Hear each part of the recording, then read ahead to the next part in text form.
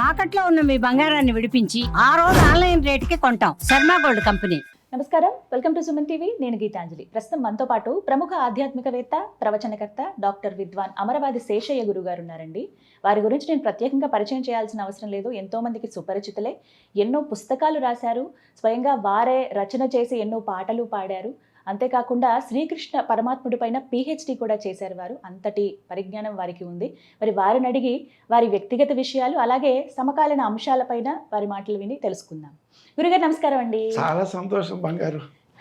గీతాంజలి అనే పేరులోనే ఆ భగవద్గీత రచించిన కృష్ణ పరమాత్మకు ఒక అంజలిగా మనం సమర్పిస్తాం. నిజంగా మాదే అదృష్టంగా తప్పకుండా. భావిస్తున్నాం. సుమన్ టీవీ అంటేనే అమ్మలో సంస్కృతంలో సు అంటే మంచి సుభాషితం అంటాం కదా, అలాంటి మనస్సు కలిగినటువంటి టీవీ అద్భుతమైన 10 మందికి సామాజిక స్పృహతో అందించేటువంటి అద్భుతమైన సుమన్ టీవీ అంటేనే మనస్సు కలిగిన టీవీలో ఈరోజు మీరు గీతాంజలిగా అడగడం నా అదృష్టం. చాలా సంతోషం నాన్న. చెప్పు నాన్న. మీ నేపథ్యం తెలుసుకోవాలని కోరిక. ఎందుకంటే ఇంత పరిజ్ఞానం అసలు ఎలా? శ్రీకృష్ణ పరమాత్ముడి పైనే PhD నిర్వహించారు. ఇది ఇప్పుడు కాదు, 2001 కదండి. అప్పుడే మీరు ఎన్నో అవార్డ్స్ అందుకున్నారు. అదొక రికార్డుగా కూడా ఉండిపోయింది. అలాగే ఎన్నో టీవీ షోస్ తెలిసిందే. ప్రతి ఒక్క వీడియోలో కూడా చాలా వివరణాత్మకంగా చెబుతూ ఉంటారు ప్రతి అంశం. అంటే మన రామాయణం కావచ్చు, భాగవతం కానీ, భగవద్గీత, వీటన్నిటి గురించి ఇప్పటి జనరేషన్ వాళ్ళు ఎలా అన్వయించుకుని వాళ్ళు నడుచుకోవాలో తెలియజేస్తూ ఉన్నారు కదా. ముందుగా మీ గురించి తెలుసుకోవాలనుకుంటున్నాం. మీ కుటుంబ నేపథ్యం, మీరు అసలు ఈ మార్గం వైపు రావడానికి కారణం ఏంటి? ఎంతో గొప్ప కుటుంబంలో జన్మించారు మీరు. మరి ఆ వివరాలన్నీ తెలియచేయండి. మీరు అడిగిన ప్రశ్నలోనే అంతరార్థం చాలా బాగుంది. మొట్టమొదట భగవంతుని ఒక కీర్తనగా మనం వినాయకుడి ప్రార్థనతో చెప్పుకుంటాను నాన్న. శ్రీ గురుభ్యో నమః.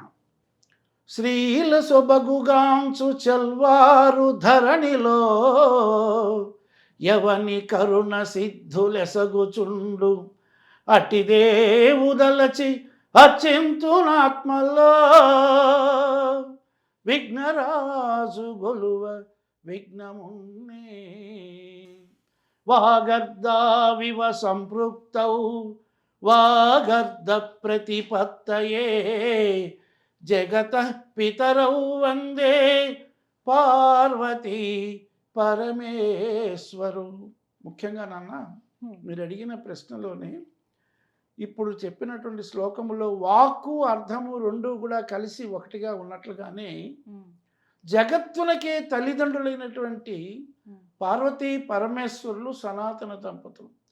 ఆ విధంగా మనకు జన్మనిచ్చిన తల్లిదండ్రులు సాక్షాత్తు పార్వతీ పరమేశ్వరుల ప్రతిస్వరూపంగా అనుకోవాలి. అలాంటి గొప్పనైనటువంటి తల్లిదండ్రులు మా అమ్మ నాన్నగారు, కీర్తిశేషులు అమరవాది రాజమ్మ గారు, అమరవాది రామకృష్ణయ్య గారు గొప్ప ఆధ్యాత్మికవేత్త.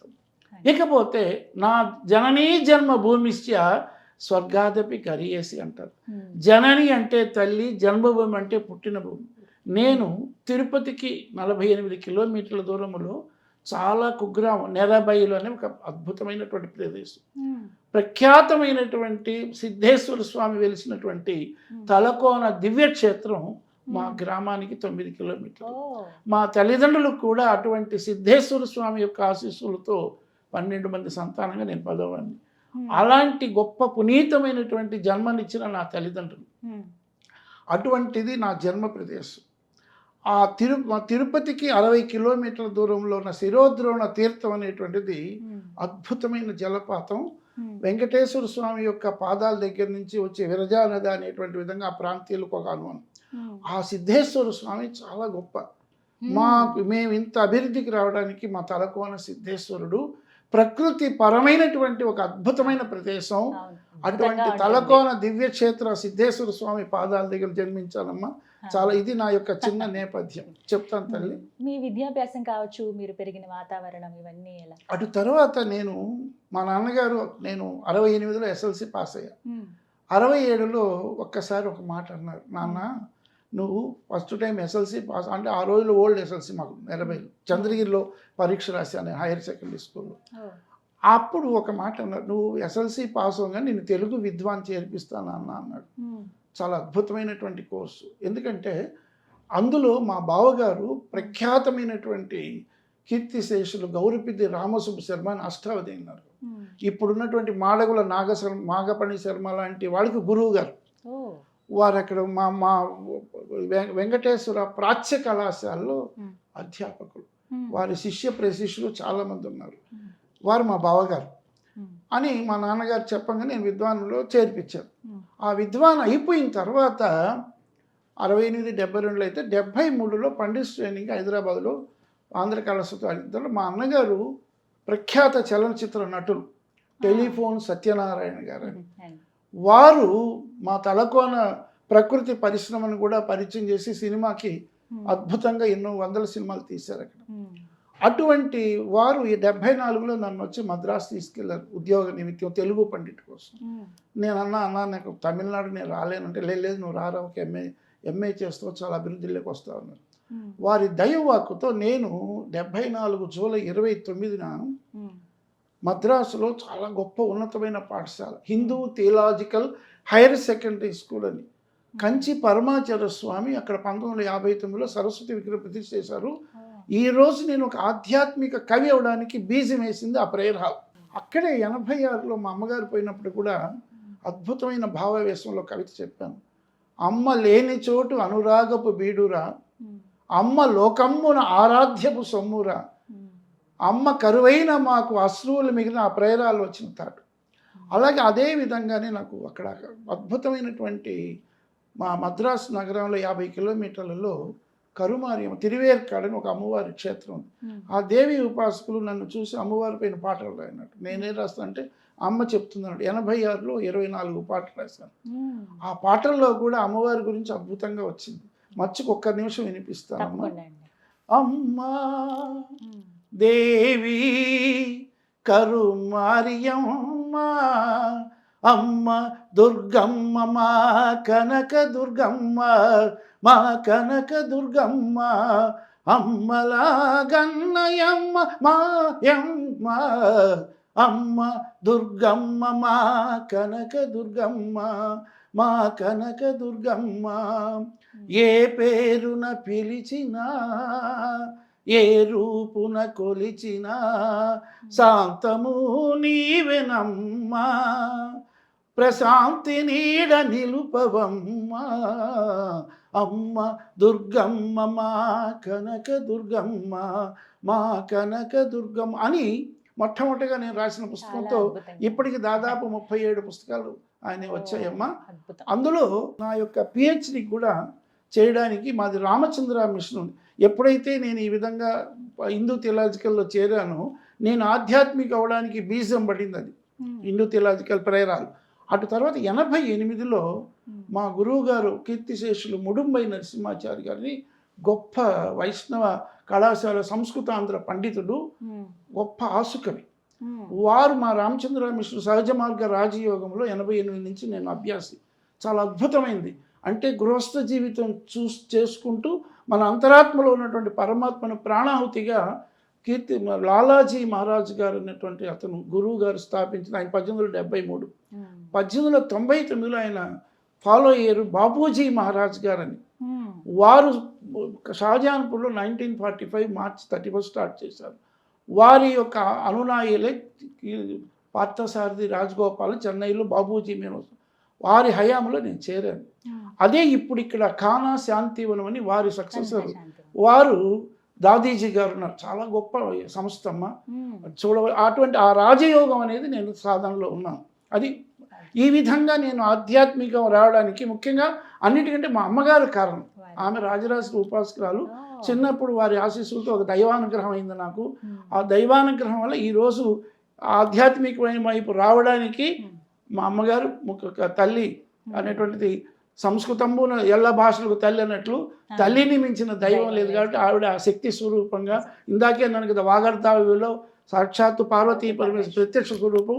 మా నాన్నగారు ఆ తలకోన దేవస్థానానికి 50 సంవత్సరాలు ధార్మికమైనటువంటి ధర్మకర్తగా ఎంతో అభివృద్ధి చేశారు. మా గ్రామాన్ని 30 ఏళ్ళు ప్రెసిడెంట్గా ఉంది.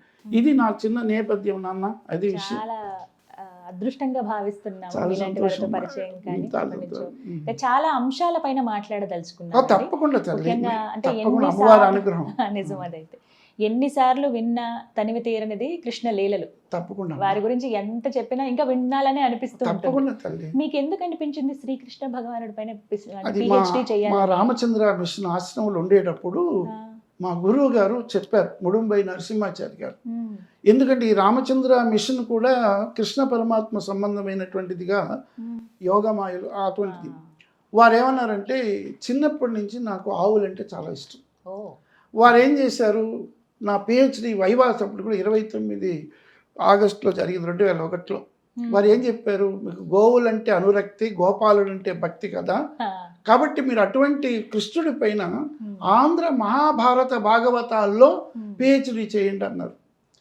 అంటే వేదవ్యాసుడు రచించినటువంటి 1,00,000 శ్లోకాలైన భారతం, అలాగే భాగవతం, ఈ రెండింటిని తెలుగులో అనువదించినటువంటి వాళ్ళు మనకు ఈ నన్నయ్య, ప్రాంగ్ నన్నయ్య నుంచి ఇప్పటిదాకా 11వ శతాబ్దంలో నన్నయ్య, 13వ శతాబ్దంలో తిక్కన, 14వ శతాబ్దంలో ఎర్రన్న, ఈ వీరికి కవిత్రయమని అనువాదం.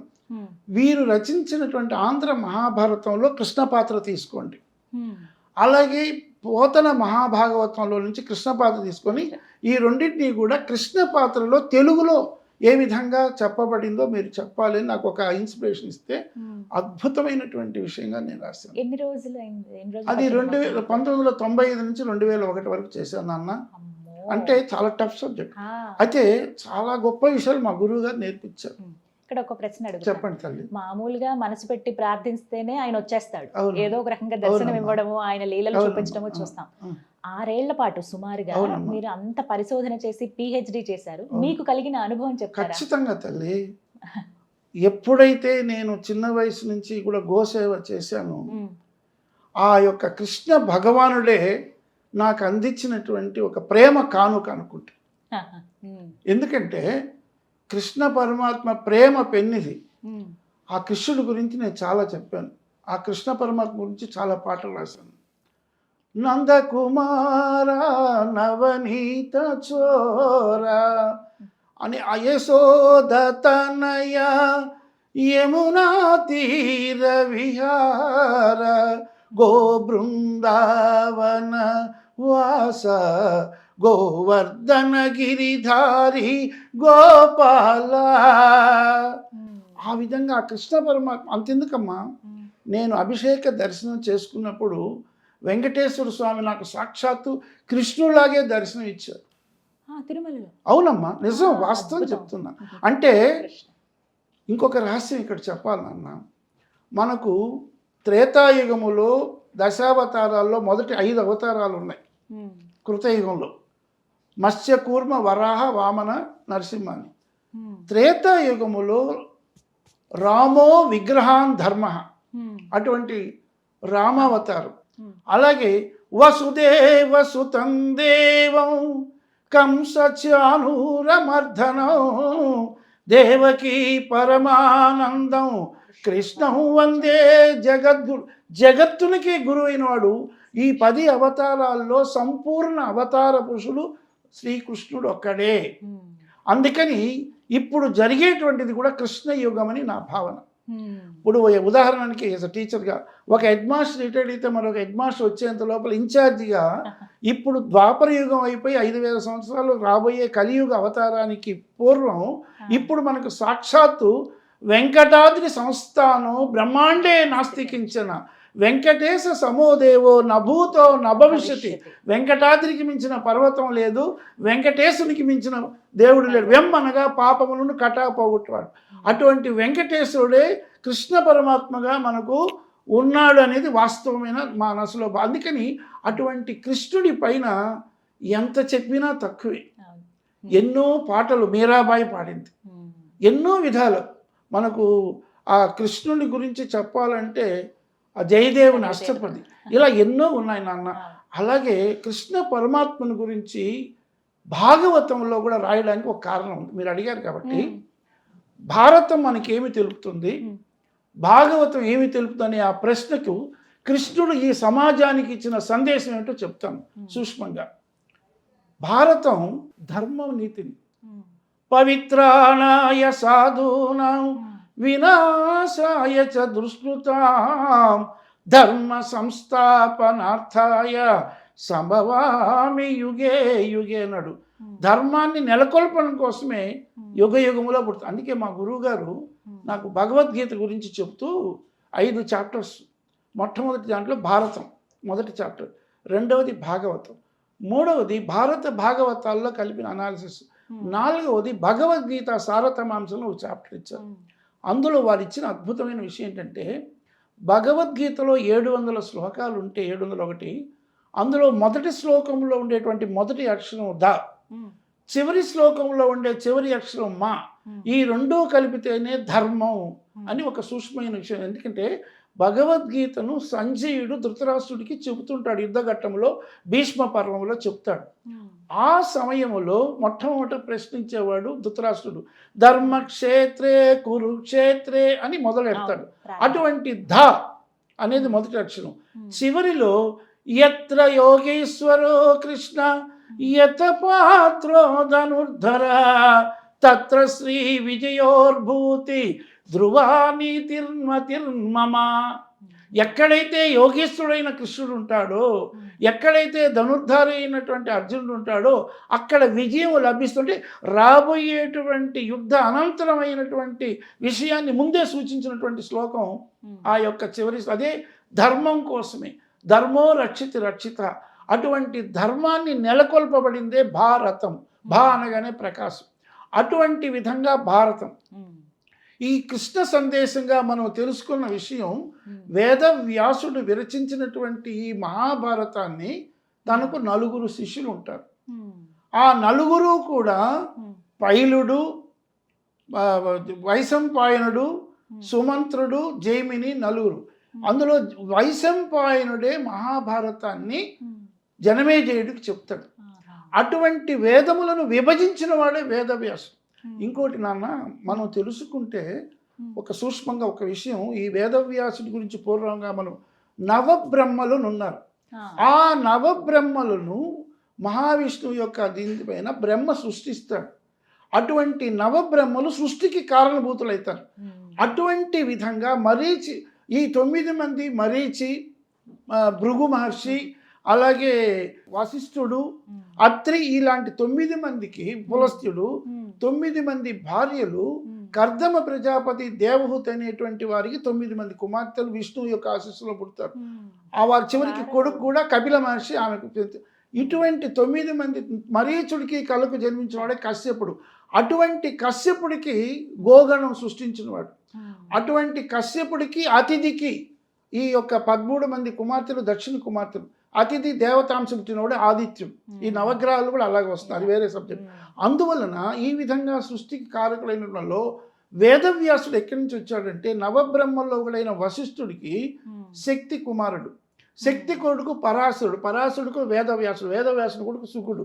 సో వేదవ్యాసుడు అనేటువంటి వాడు వేద విష్ణు వషట్కారో భూత భవ్య భవత్ ప్రభు అన్నట్లుగా మన వేదవ్యాసుని కూడా వ్యాసాయ విష్ణు రూపాయ వ్యాసవే నమో వై వాసిష్ఠాయ నమో నమ అంటే సాక్షాత్తు మహావిష్ణు స్వరూపం. అటువంటి విష్ణు స్వరూపమైనటువంటి వాడు బద్రీనాథులోనే ఈ భారతం అంతా కూడా ఆయన గుహ ఉన్నది, సరస్వతి నది ఒడ్డున. ఆ విధంగా భారతం అంతా రాసిన తర్వాత భాగవతం ఎందుకు రాశాడని ఒక ప్రశ్న వస్తుంది. ఈ భాగవతాన్ని కూడా ఎందుకు రాశాడంటే దుఃఖపడుతూ ఉంటాడు సరస్వతి నదీ తీరంలో బద్రీనాథులు. అప్పుడు నారదుడు నారా అనగా జ్ఞానమును దా ఇచ్చేవాడు నారదుడు. అటువంటి నారదుడు అడుగుతాడు, ఏంటి వ్యాస ఇలా అంటే, నేను ఇలా భారతం యుద్ధఘట్టం అంతా రాసేస్తాను, చాలా బాధగా ఉందంటే, అంతెందుకు భగవంతుని లీలలు రాయి అంటాడు. ఆ భగవంతుని లీలలు రాయడమే భాగవత. తన అష్టాదశ పురాణాలు రాశాడు.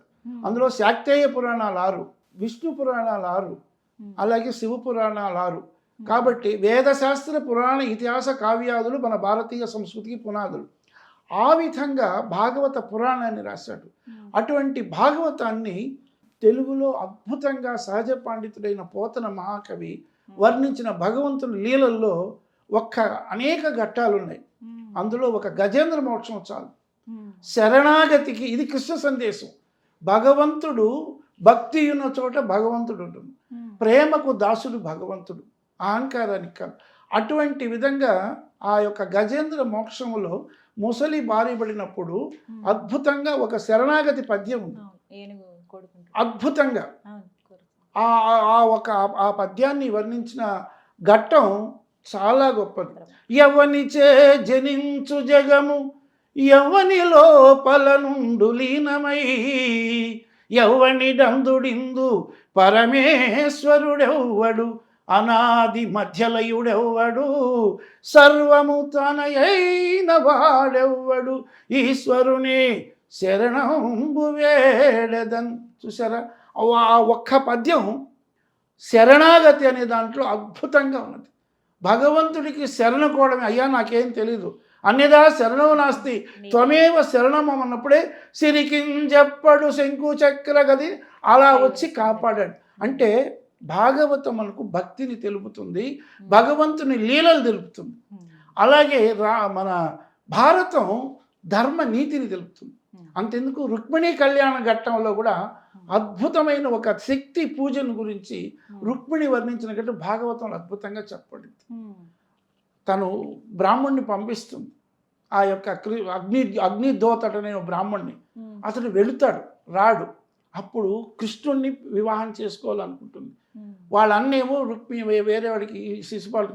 అప్పుడు ఆ చెప్పే విధానంలోనే గనుడా భూసురుడేగెనో నడుమ మార్గశ్రాంతుడై చిక్కెనో విని కృష్ణుండిది తప్పుగా తలచెనో విచ్చేయును అన్నాడు అనే విధంగా ఒక సంశయపడ్డప్పుడు తిరిగి అద్భుతమైనటువంటి విధంగా ప్రతి ఒక్కరికి కులదైవత పూజ అని ఉంటుంది. మనకు 5 మంది దేవతలు చాలా ముఖ్యం. మొట్టమొదటిది జన్మనిచ్చిన తల్లిదండ్రులు, తల్లి తండ్రి పితృదేవతల ఆశీస్సులు. రెండవది కులదైవం, మూడవది గ్రామ దైవం, అలాగే 4వది ఇష్టదైవం, 5వది సమిష్టి దైవం వెంకటేశ్వర. ఈ విధంగా మనకు ఆశీర్వాదం ఇవ్వడానికి భగవంతుడు. ఇట్లా కులదైవాన్ని మొక్కుకోవడానికి రుక్మిణి వెళుతుంది. అక్కడ ప్రత్యక్షంగా వచ్చి తీసుకెళ్తాడు.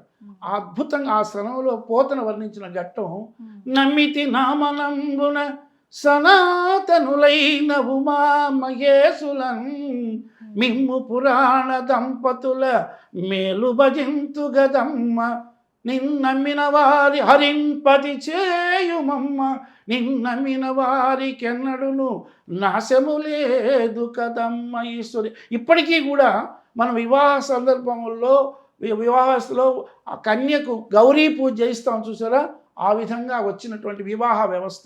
అంటే నేటి సమాజానికి కూడా నాటి భారత భాగవతాల్లో కృష్ణ సందేశంగా వచ్చినటువంటి ఘట్టాలు మనము తెలుసుకోవాల్సింది. మన ప్రాచీన హైందవ మత సిద్ధాంతాలు మనకు ద్యోతకం అవుతుంది ఆ భగవంతుడి యొక్క భక్తిగా. అప్పుడు తను తీసుకెళ్తే ఇవన్నీ కూడా నేటి సామాజిక స్పృహగా మనకు రామాయణ మహాభారతాలు తెలిపే విషయంలో కృష్ణ భగవానుడు మనకు అందించిన. అందుకే ఇప్పుడు భగవద్గీత అద్భుతంగా ప్రతి పాఠశాలలో చదవాలని ప్రభుత్వము కూడా అనుసరిస్తున్నట్టుగా ఒక్క భగవద్గీత 18 అధ్యాయాల్లో విషాద యోగము, సాంఖ్యయోగము, కర్మయోగము, జ్ఞానయోగము, భక్తి యోగము, రాజవిద్య, రాజగుహ్య యోగము, అలాగే 11వది విశ్వరూప సందర్శనం. కృష్ణుడు ఏ సందర్భాల్లో విశ్వరూప దర్శనం? ఖచ్చితంగా 4 సందర్భాల్లో. ఒకటి మొట్టమొదటిగా పిల్లలందరూ కూడా వేపల్లిలో నీ కొడుకు మన్ను తింటాడంటాడు. ఆ మన్ను తినే సందర్భంలో అమ్మకు చూపిస్తాడు. అందరూ పిల్లలంతా నుండి కట్టేస్తాడు. అప్పుడు పూతన అనేటువంటి రాక్షసును చంపుతాడు. అలాగే శకటాసుడు అప్పుడు ఫస్ట్ అమ్మకు చూపిస్తాడు.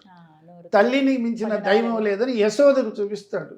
ఆ యశోదకు చూపించిన మొదటి ఘట్టం. రెండవది రాయభార ఘట్టం, ఉద్యోగ పర్వం. అందులో అద్భుతంగా చూపించిన ఘట్టం ఒకటి ఉంది. మొట్టమొదట దౌమ్య మహర్షి పాండవుల తరఫున కౌరవులకి వెళ్తాడు. వీళ్ళ కులగురు దౌమ్యుడు. ఏదైనా సరే ఆ రోజుల్లో చూడండి, రామాయణంలో అయినా మహాభారతంలో అయినా పురస్య హిత యశస పురోహితుడికి, మనము పురోహితుడికి ఎంత విలువ ఉన్నదో పొలానికి మేరని దౌమ్య మహర్షి వెళుతాడు. అతడు వెళ్ళి వచ్చిన తర్వాత కౌరవ పక్షం నుంచి సంజయుడు వస్తాడు. ఆ సంజయుడు కూడా అద్భుతంగా కృష్ణ భగవాన్ గురించి ధృతరాష్ట్రుడికి చెప్తాడు. కృష్ణ పరమాత్మ ఒక్కడు చాలు, దీనికి తను అనుకుంటే ఏదైనా చేయగలదు. తర్వాత కృష్ణ భగవానుడు కౌరవ పక్షం వెళ్ళినప్పుడు వెళ్ళే ముందు అద్భుతంగా తిక్కన వర్ణిస్తాడు కృష్ణ రాయబారంలో. అది అయిన తర్వాత ఒక్క క్షణంలో ఒక విశ్వరూపం చెప్తాను. ఒక్కొక్కరు ఒక విధంగా చెప్పి పంపిస్తారు. ఇప్పుడు విశ్వరూపం మళ్ళీ గారు చెప్తున్నాను. వెంటనే రాయబార ఘట్టానికి వెళ్ళినప్పుడు అక్కడ పాండవులు కృష్ణుని తక్కువ అంచనా వేసి అతన్ని ఇబ్బంది పెట్టే సమయంలో విశ్వరూప సందర్శన ఇస్తారు. ఇక మూడవది, ఎప్పుడైతే అర్జునుడు భగవద్గీత అంతా వింటూ అన్ని భీష్మ పర్వంలో జరిగిన ఘట్టం ఇది, ఆ సమయంలో విశ్వరూప సందర్శనాన్ని అర్జునుడికి చూపిస్తాడు. ఇది మూడవ ఘట్టం. నాలుగవది, ఉదంకుడు అనేటువంటి ఒక ఋషికి అతను 4 గుర్తు చూపిస్తాడు. ఈ విధంగా విశ్వరూప సందర్శనం అసలు కృష్ణుడే ఈ యొక్క అర్జునుడిని చూపించిన తర్వాత కృష్ణుడితో మొరపెట్టుకుంటాడు, నాకు మామూలు ఇది స్వరూపం చూపించండి, విరాట్ స్వరూపం. అటువంటి విధంగా కృష్ణ పరమాత్మ అందుకని కృష్ణ పరమాత్మ మనకు ఇప్పుడు ప్రత్యక్ష దైవంగా ఉన్నాడు. కృష్ణుడు అంటేనే అద్భుతమైనటువంటి ఆనంద స్వభావమైన వెన్న దొంగ. అందుకే గోపాలకృష్ణుడు.